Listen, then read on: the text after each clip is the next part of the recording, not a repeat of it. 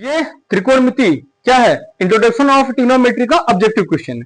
ठीक है, एनसीईआरटी अलग मिलेगा, देन आपको अगर पढ़ना हो प्रैक्टिस सेट वो अलग है, और ऑब्जेक्टिव क्वेश्चन का एक लोग हम लोग अलग पढ़ेंगे। तो देखिए क्या है, सही विकल्प का चुनाव करना है। साइन 31 अपॉन कॉस 59 है ना। अगर देंगे साइन कॉस एक दूसरे से चेंज होते हैं, तो इसकी वैल्यू क्या हो जाएगी, 1 आंसर आ रहा होगा। चेक कर लेते हैं, पहला क्वेश्चन क्या हो जाएगा, इसको चेंज कर लेंगे तो साइन 90 माइनस 59 करेंगे तो 31 बचेगा, एक हो जाएगा कॉस 59। तो साइन 90 माइनस थीटा क्या होता है, कॉस थीटा, तो कॉस 59 अपॉन कॉस 59 क्या मिल गया डियर, 1। पहले का सी, एनी प्रॉब्लम। दूसरा क्वेश्चन क्या है, यदि tan, देखिए ध्यान से, tan थीटा इक्वल टू क्या पूछा, 4/3 तो क्या है, सेक का मान निकालना है। तो भैया तुरंत डायग्राम बना दो, फटाक से डायग्राम। यहाँ थीटा कर लो, ये क्या होता है, लंब बट्टे आधार, 4/3, 4/3, 4 को 16, 3 3 9, 25, 5 मिल गया। क्या पूछा है, सेक थीटा पूछा है ना, सेक थीटा, सेक क्या होता है, कर्ण बटे 5/5 दूसरा क्या, कौन सा option, option number D. Question number 3 क्या कह रहे डियर, देखिए ध्यान से, सब बोर्ड में आए हुए हैं। ठीक है, क्वेश्चन नंबर 3 cot a बराबर 4, ध्यान से इसी को देख लेते हैं। क्वेश्चन नंबर 3 क्या है डियर, 3 cot a बराबर 4, इसको पहले सिंपल कर लो, तो cot a बराबर 4/, डायग्राम बना दो, यहां लिख दो क्या डियर, a, तो cot है, तो cot क्या होता है, आधार बटे, तो आधार ही है ना, तो 4/3, ये सेम 5 आ जाएगा। अब क्या पूछा हुआ डियर, सेक ए, सेक के पूछा हुआ है ना, यहाँ लिख लीजिए सेक ए, सेक बराबर होता है, पहले क्या है, सेक बराबर कर्ण बटे, कर्ण क्या है यहाँ पर 5 बटे आंसर 5 बटे, ऑप्शन नंबर बी है ना। अरे क्वेश्चन नंबर 3 है कि 4 है, 3 है, क्वेश्चन नंबर 3 बता रहे हैं ना। ठीक, देखिए सेम ऐसे ही, गलत नहीं, क्वेश्चन नंबर 3 का है ये। ठीक, 5/4, क्वेश्चन नंबर 4। अब क्वेश्चन नंबर 4 देख लीजिए, अच्छा यही डायग्राम है, ठीक है, क्योंकि यही क्वेश्चन है ना। क्या कह रहा है, 3 cot a r equal to 4, then cot a r equal to 4/3। तो अब क्या पूछा हुआ है, कोसेक थीटा। ठीक है, यहां पर ए के स्थान पे थीटा लिखा हुआ है। ठीक है, तो यहां पर कोसेक, तो कोसेक बराबर क्या हो जाएगा, कर्ण बटे लंब, कर्ण क्या है 5, और लंब क्या है 5/3, ऑप्शन नंबर सी। कितना आसान है एकदम, मतलब आपको तैयारी होनी चाहिए तभी आपके ऑब्जेक्टिव क्वेश्चन आएंगे। क्वेश्चन नंबर 5, क्या कह रहा है क्वेश्चन नंबर 5, क्या दिया दिख रहा है, साइन थीटा बराबर कोसेक थीटा, और थीटा का मान जो है वो 0 से बड़ा या बराबर और 90 से छोटा या बराबर, पाई का मान 180 होता है, तो थीटा का क्या मान होगा। अब सोच लीजिए थीटा का मान क्या होगा, ध्यान से सोचिए, बहुत आसान है, समझिए इसको। अगर इसको आपको पाई के टर्म में दिया तो इसको दिमाग लगाना है।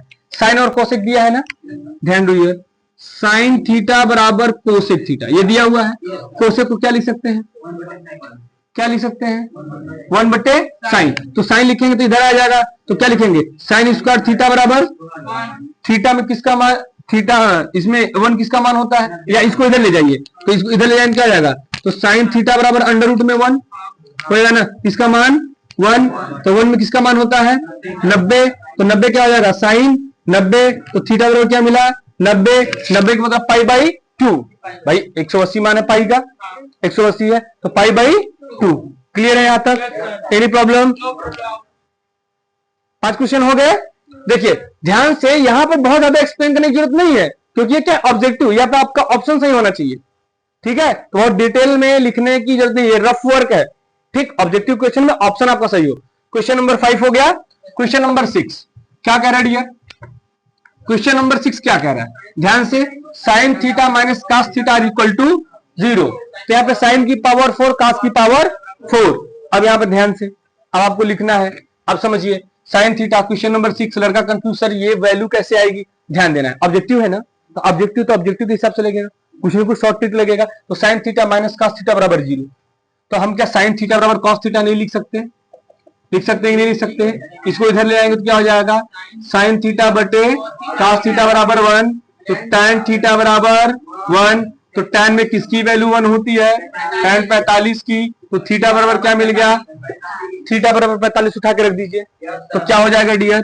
साइन 445 प्लस कास 445, इसकी वैल्यू क्या होती है? 1/√2 की पावर 4 प्लस 1/√2 की पावर 4, इसका करेंगे तो 4/√2, तो 2 4 आ जाएगा, क्या आ जाएगा? 1/2 प्लस 1, सॉरी 1/4, 1/4 क्या आएगा? एलसीएम मिल लेंगे 4, 1 + 1 2/4 क्या हो जाएगा? 1/, ऑप्शन कौन सा सही है?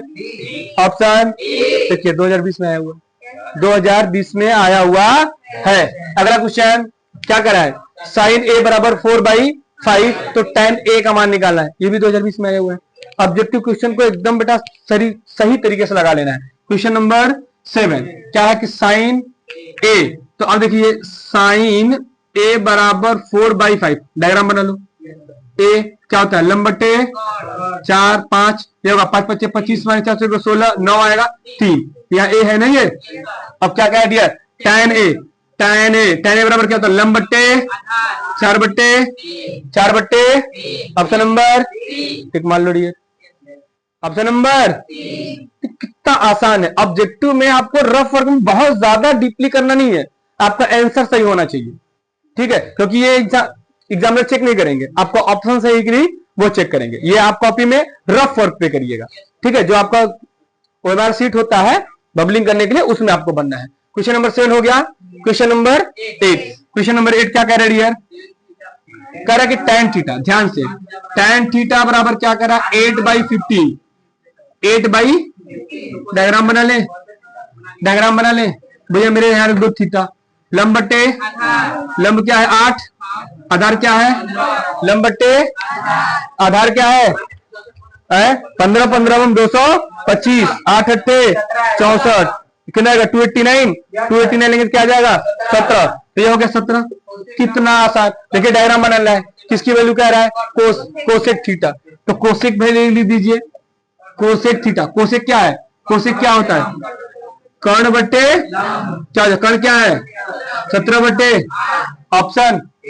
ऑप्शन कितना आसान। ये किसी साल पूछा हुआ, देखिए 2023 में पूछा हुआ, एकदम बोर्ड में आए हुए प्रश्न है, एकदम ये टेंशन ही नहीं लेना है। ऑब्जेक्टिव क्वेश्चन में टेंशन ही नहीं लेना है। Question number 9, question number option सही मैच कर रहा है, कोई डाउट नहीं ना? चेक करते चलिएगा डियर। क्वेश्चन नंबर 9 देखिए ध्यान से पढ़ लीजिए, तब तक हम आप यहां पर क्वेश्चन की सफाई कर देते हैं। चलिए क्वेश्चन नंबर 9 क्या कह रहे डियर? cos